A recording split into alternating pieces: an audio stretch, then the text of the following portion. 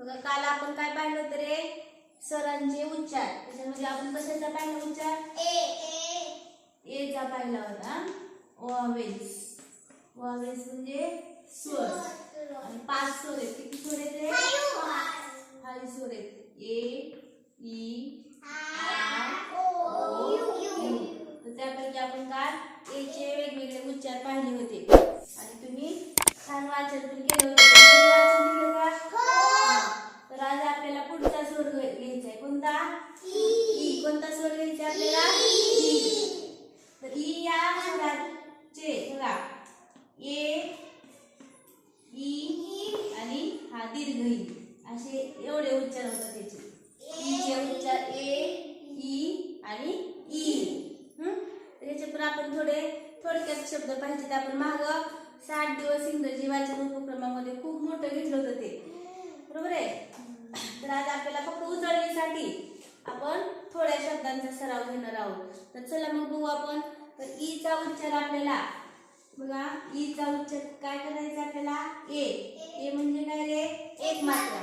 तर एक मात्राचे शब्द आपल्याला पाहिजेत आज इंग्लिश मधले. म्हणला रे समोर बघ. तर बघा हा तुम्ही सांगायचे मला. हा सांगा. P E N pen. P चा प, ई म्हणजे एक मात्रा आणि यांचा न काय होणार आहे? Pen. P E N pen. N E T net. H E N hen. M E N main.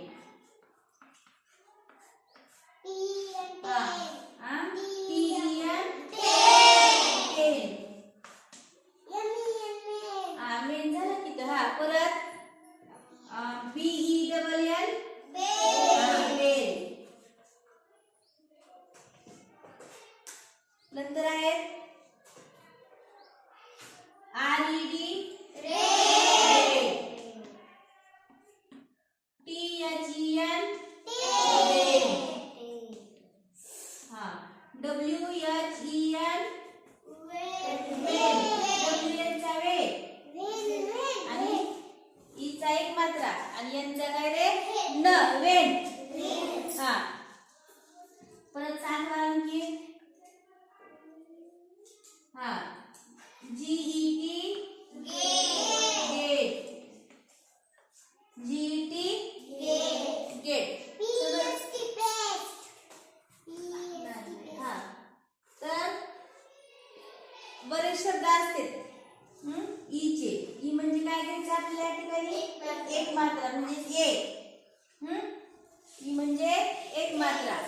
हा परत आणखी हा नाही. हा ई डबल जी एग.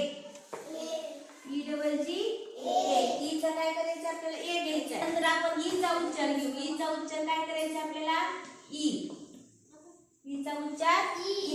थोडेच पाहिजे शब्द, जास्त नाहीत पाहिजे. बघा I F.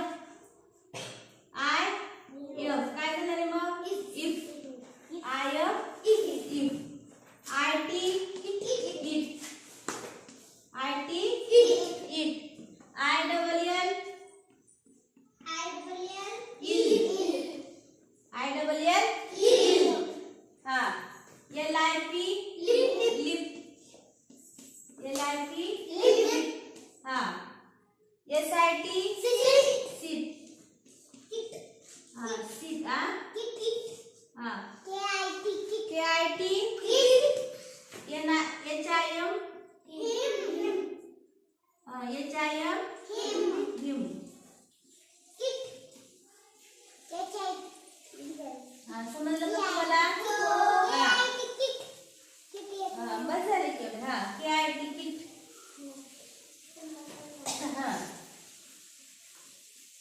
K I T kit.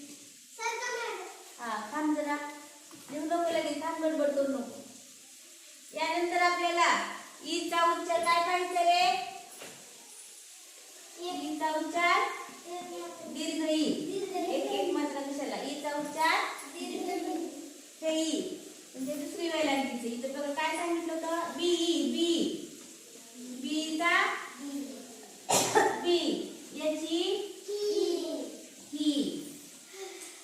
याची शी, एस याची शी. त्याच्यानंतर यमी मी, हा हा. तर एवढे शब्द तुम्ही काय करायचे घरी 5 वेळेस लिहून आणायचे.